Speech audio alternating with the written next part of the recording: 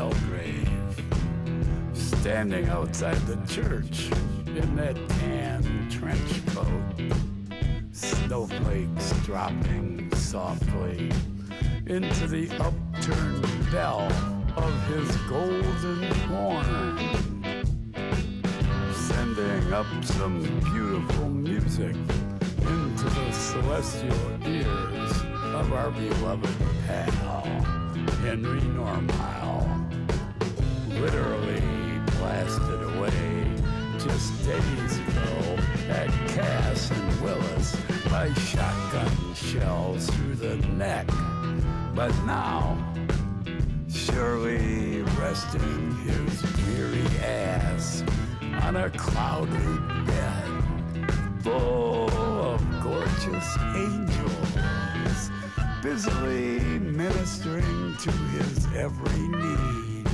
according to his personal creed. Cocaine, pussy, and lobster, in that order.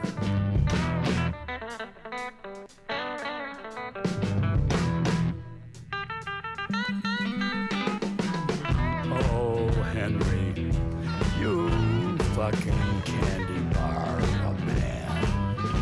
You sweet motherfucker.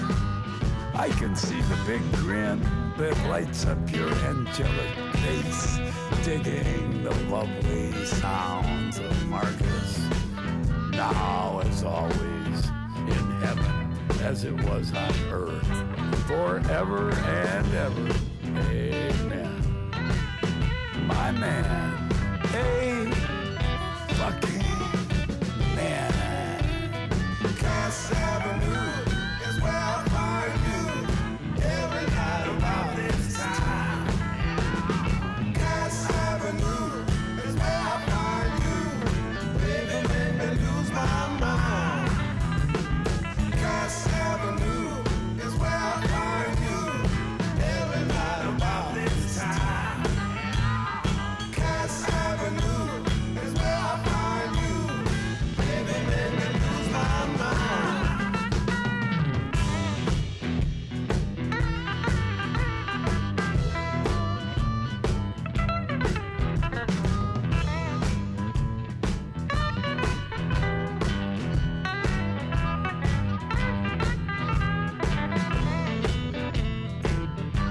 Cocaine, pussy, and lobster, in that order.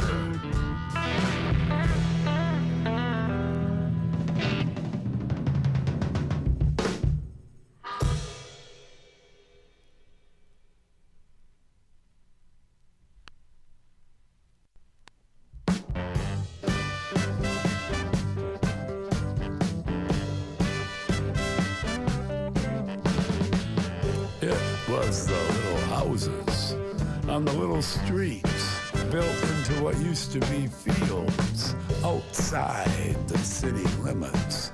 The brave new world of the real estate developers and the bankers and the advertising industry.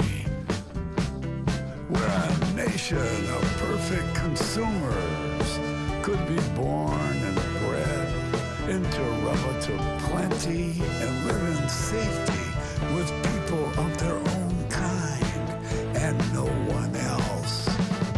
With a job for everyone and the good schools filled with little white faces and the shopping malls packed with irresistible products and the only reasonable place to take a walk. A home for every gradation of income level and occupation, so a family could move up to the next suburb with every $2,000 increase in annual pay.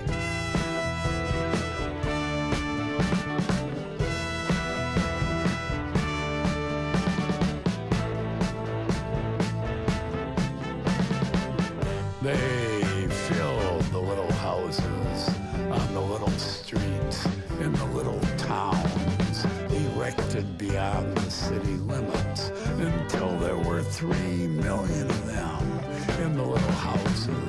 and more than half of Detroit was abandoned, and the factories closed, and the jobs were taken away from its citizens, and life disintegrated, and the desolation spread throughout the city, but it stopped at the city limits, while the suburbs thrived for the next 40 years, and the city fell apart completely.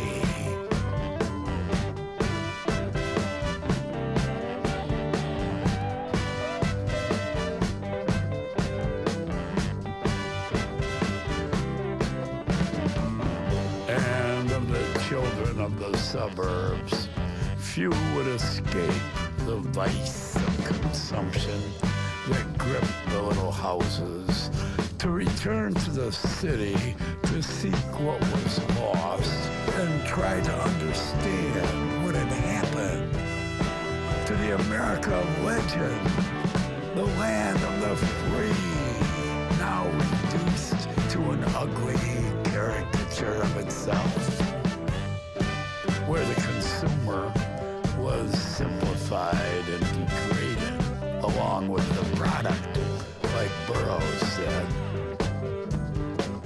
Few would attempt to reverse the vicious course of modern life and follow the old trails back into the city to make a life with art at its heart and a head for the future, compassion for victims instead of hatred, and respect for the differences instead of fear and loathing.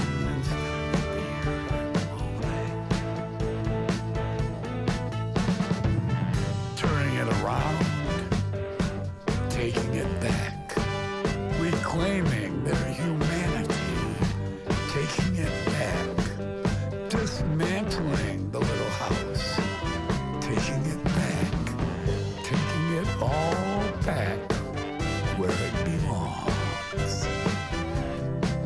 Like Kelly's Mobile Homestead.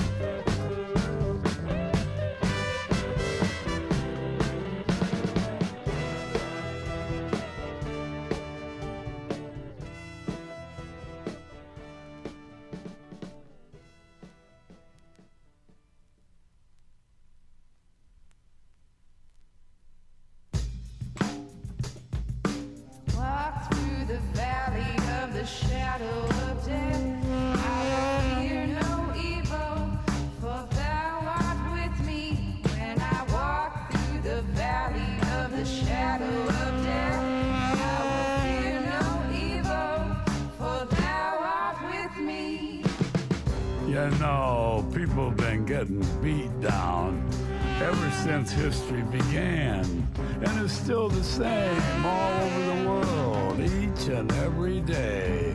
They beaten down and beaten down and beaten down on us all the motherfucking day. Beat down, beat down, beat down, and they don't never go away. You know, it's bad all over, and it ain't never nothing nice. They beat us for our little money. They beat us on the rent. And every day we got to hustle like RJ just to make our little ends meet. 'Cause they beaten down and beaten down and beaten down all the motherfucking day. Beat down, beat down, beat down. Beat down, beat down, beat down, and they don't never go away. But there ain't no beat down like the Detroit Beatdown nowhere else in the world. They beat you down all day, they beat you down at night, they always got their feet right up there in your ass. Detroit Beatdown, beat down, beat down. They beaten down and beaten down and beaten down on us all day.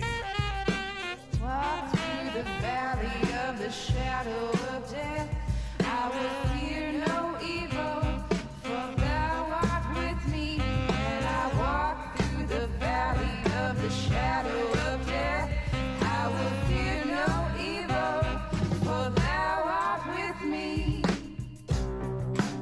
They took away the jobs. They took all the money out. They abandoned more than half the houses and miles of empty stores. They ripped off the future and left this place in ruins. 'Cause they beaten down and beaten down and beaten down on us all day. Beat down, beat down, beat down. They don't never go away. The Detroit Beatdown, it don't never stop. They got us coming and going. Ain't no way to get ahead. The Detroit Beatdown, it just don't never go away. Detroit Beatdown. Through the valley of the shadow of death, I will fear no evil, for thou art with me. When I walk through the valley of the shadow of death, I will fear no evil, for thou art with me. But we got another Detroit Beatdown coming up this way. We're gonna beat you with the conga drum. We're gonna beat you with the bass. We're gonna beat you with the hi-hat. We're gonna put this beat up in your face. Detroit Beatdown, Beatdown, Beatdown. Detroit Beatdown every day. Detroit Beatdown, Beatdown, Beatdown. Beatdown, beatdown, beatdown.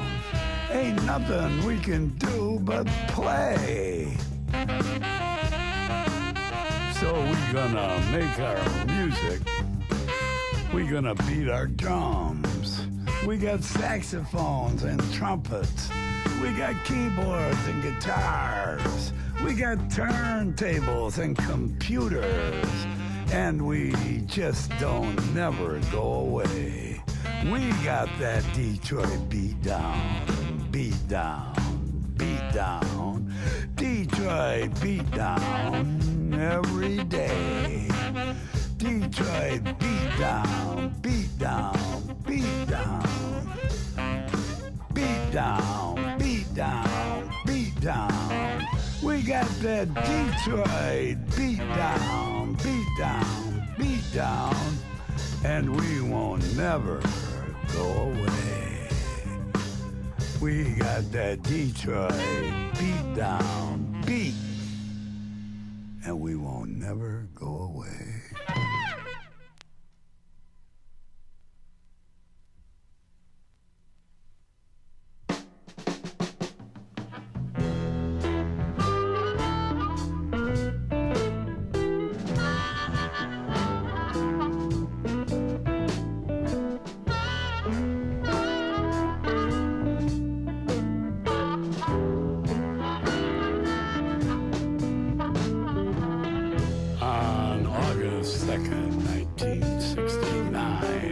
At the first Ann Arbor Blues Festival, the Howlin' Wolf told the young Michael Earlmine, I'm looking for a man walking down the street with no head on his body. You're gonna come down sooner or later. That's right, he will have no head and be all heart. Just one big heart.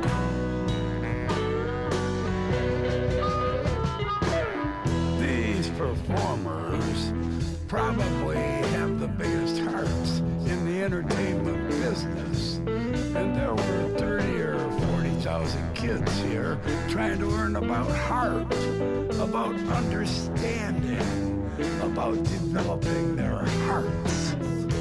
Thousands of hippies, hipped up children with great big heads and tiny hearts, trying to lose that big head and get that big heart, the big head, and the hard heart of modern rock and roll and psychedelic music has gone as far as it will go. The heart just has to be developed.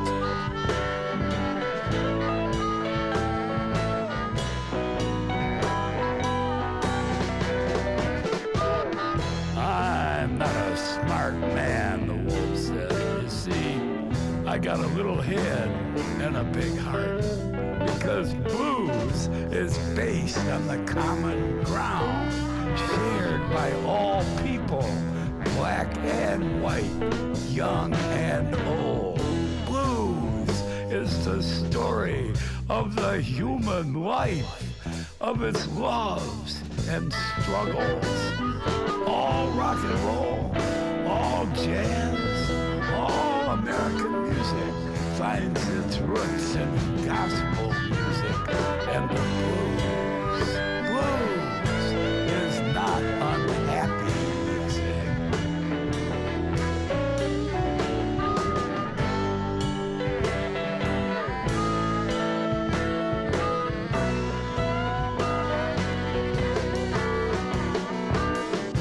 I'm not a smart man, you see. I got a little head and a big heart.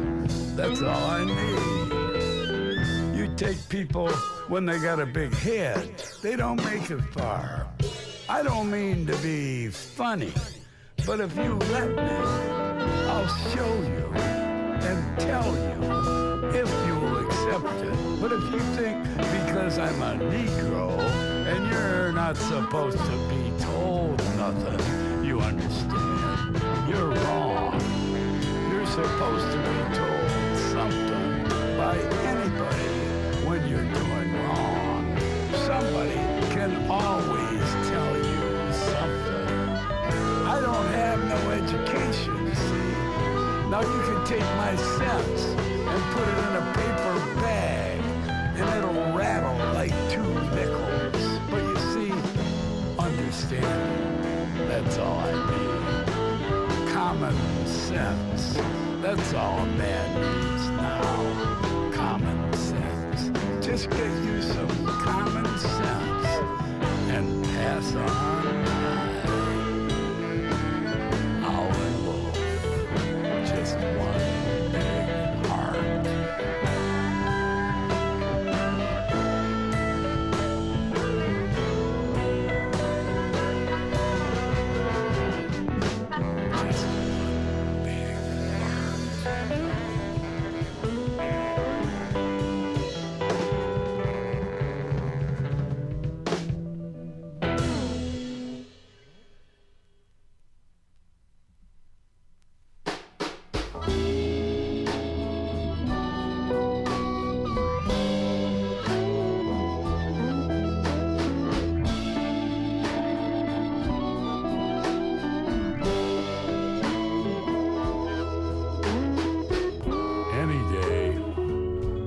The lucky one, or the one with your number written all over it. 1, 2, 3, 507 in the poet's case, walking out the front door of the penitentiary, 8:30 p.m. 44 years ago, last December. 11 times 4 years, the cycle of struggle to make it through in one piece, on the yard or in these streets. Anyone who can pick up a frying pan owns death, Burroughs said. And sometime in New York City, coming home from the recording studio, walking up to his front door, John Lennon with a gun stuck in his face. Oh, sweet giant of song, with heart of huge dimension and eyes deep in the sky.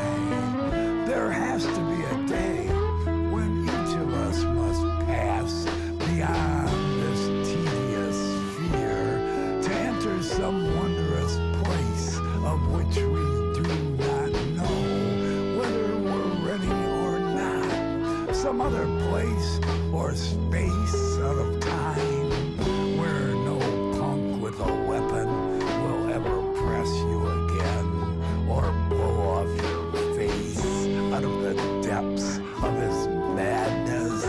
No one will hold us against our will in a cell with bars in front and back, 6 feet by 4 feet by 8 feet high. No one will take us out of our natural lives and send us away from here by means of some murderous fantasy in which we are denied everything we have lived for.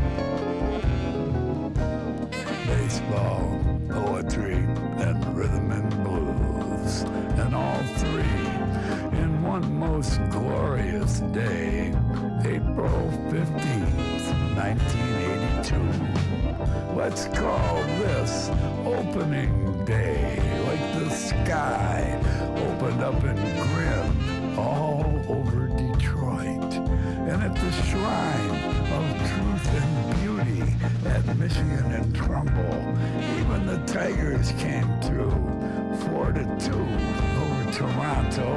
And at the Detroit Institute of Arts, Jane Cortez made the scene with her crazy poetry-making machine. And to top it off, making his first Detroit appearance in recorded memory, the pride of Orange, Texas.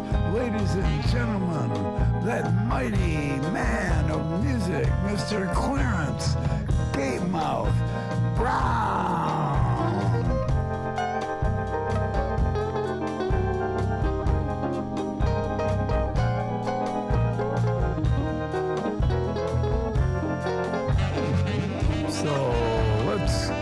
This a perfect day then, and please,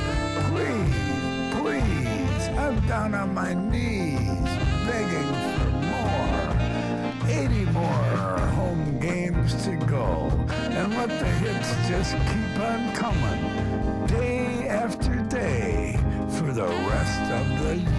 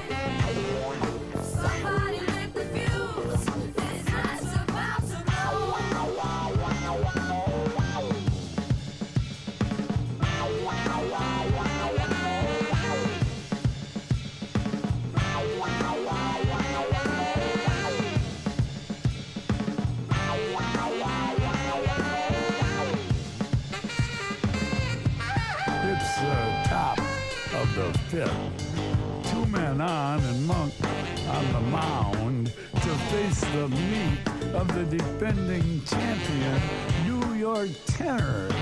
Batting order. It's the rhythm inning. Time now to get something going. And at the plate for the Tenors, digging in deep now, center fielder Sonny Rollins, also known as Nuke for his remarkable resemblance to the great Don Newcomb, is taking his cuts. Rollins checks a sign from Arnett Cobb at third and takes a called first strike right down the middle. On the base pass, the leadoff batter, Johnnie Griffin, dances off second, and James Moody takes a short lead off of first.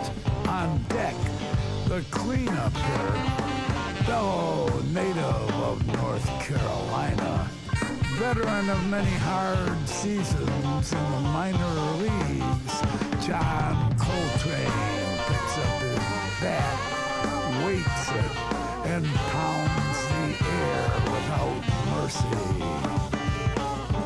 Monk checks the runners, shakes off the sign from Art Blakey behind the plate, nods, stretches, and delivers a most wicked curve, and Nuke strikes air. The fans know if Monk can get past Rollins, there'll be one down, Coltrane up, and Coleman Hawkins waiting on deck.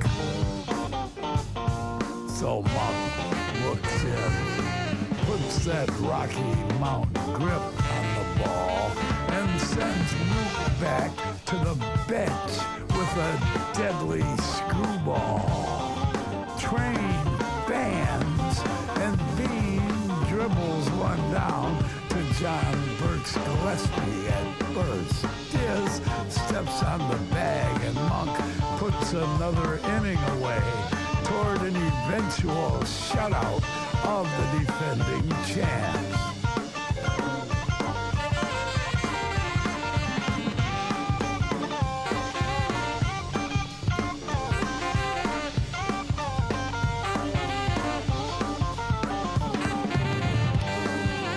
In the bottom of the eighth, Miles Davis is hit by a pitch, steals second. Bud Powell draws an intentional pass, and Bird puts the game away with a 3-run homer. The series goes to the challengers, the Bebop All-Stars, 4-3, and Monk is voted most valuable player over Dizzy Gillespie in the closest of votes. The year is 1954. The legendary Subway Series is now history, and baseball, dear friends, will never be the same.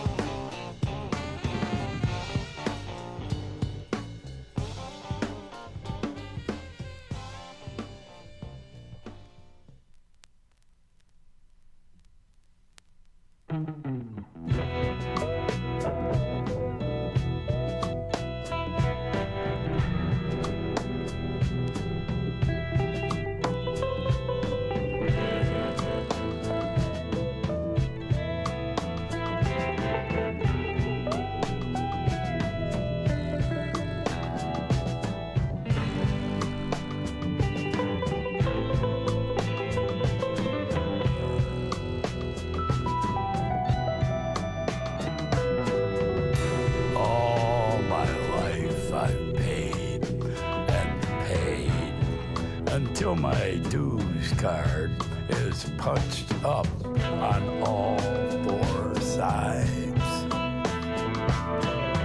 A child of relative privilege who chose to take the way of the lowest.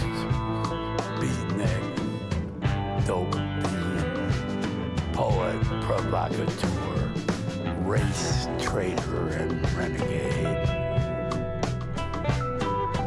Living from hand to mouth and euro to euro, sleeping on the couches and extra beds of my friends. A man without a country and a post office box in Detroit for a permanent address. A prepaid Vodafone and a laptop computer. One suitcase stuffed with clothing and a bag full of manuscripts and hand-burnt CDs. To keep my head straight and my heart right.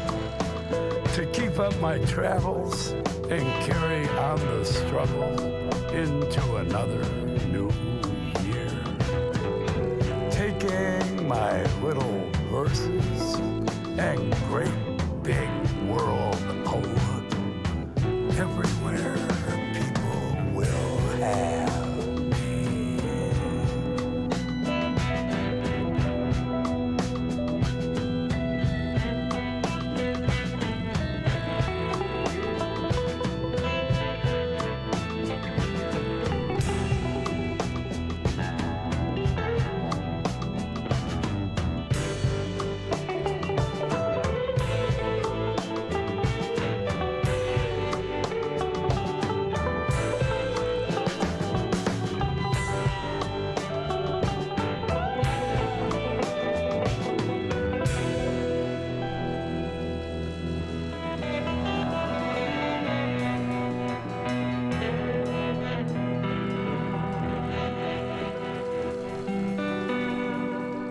All my life I've paid and paid.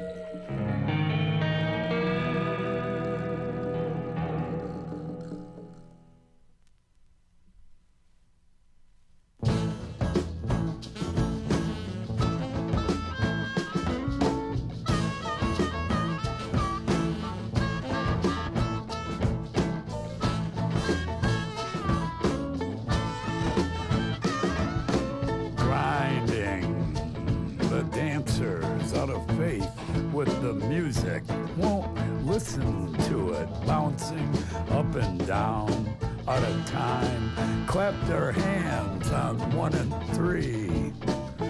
Bodies grind together, the dance. The musicians stand in awe of them, the infidels, as they tear up the ground. Pure anarchy. We watch and egg them on. What do they have to do with us who can really shake them down? Do you love me? Do they love us? Does it matter? We play out our songs while the dancers grind down the day. They can't hear us. Their ears are on the bottoms of their feet and are ground down by the dance.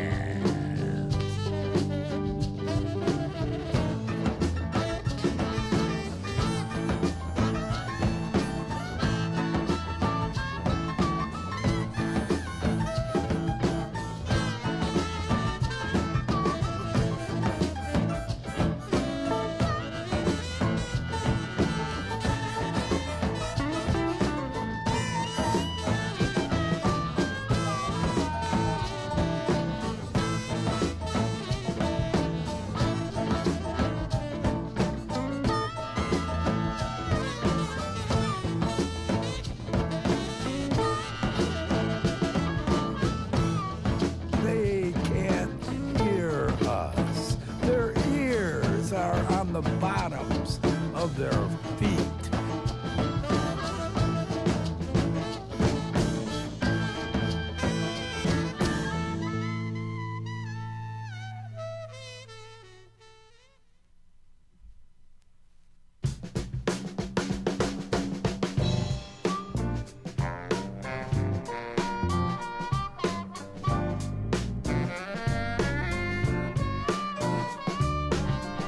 Way back in the day, when marijuana was something people smoked in Mexico, or Mexicans brought with them to the United States and smoked quietly amongst themselves.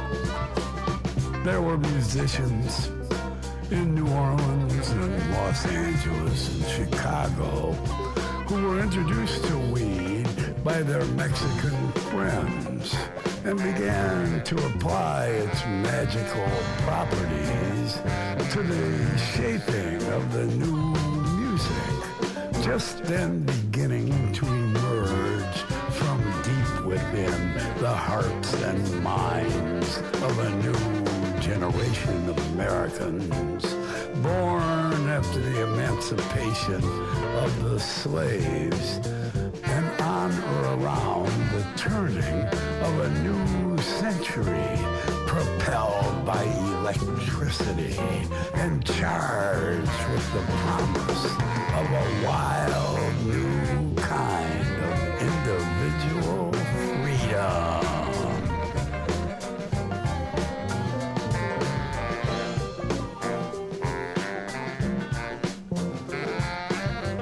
Way back in the day, when the music that would be called jazz first issued forth from the trumpets and drums of musicians in New Orleans who knew how to make people dance, and took the music with them to Los Angeles in 1912 and Chicago a couple of years later, and Joe King Oliver and his Creole jazz band came up from New Orleans to pack the cabarets and nightclubs of the South Side with the sound of jazz, and set the tempo for the development of the music for everyone who followed them.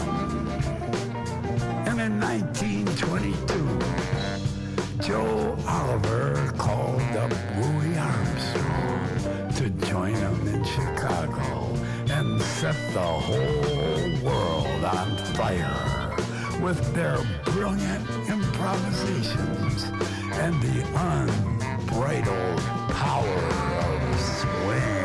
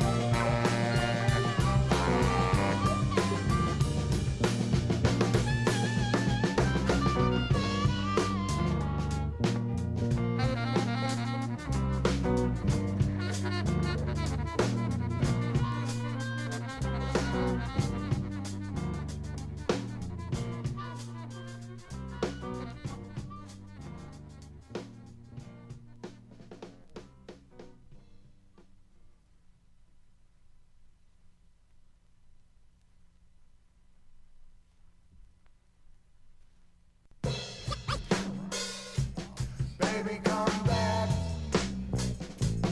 Baby, come back. Baby, come back. No matter what I might do to get you off my mind, you just won't leave the premises. And I don't know how to make it any clearer. You've been gone so long that I should be done got over you by now.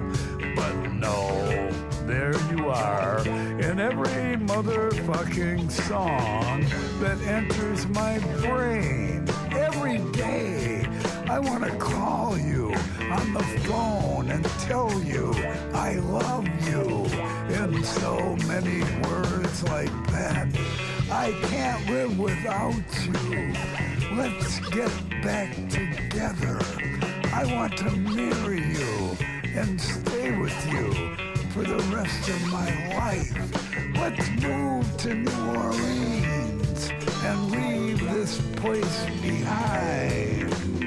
I'll be true to you like I was so long when we were together.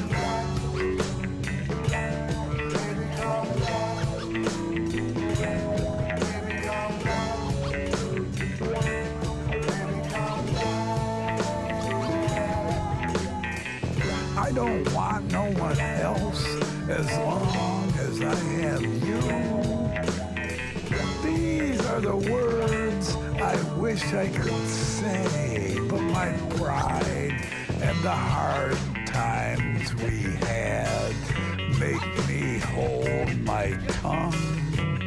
When you put me out, I swore there'd be no more going back.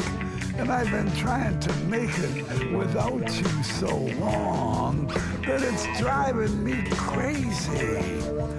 No buts and no maybes. Do you want me back? Can you live without me? Shouldn't we be together? Can't we just swallow our foolish pride and stop questioning everything and face the facts for real?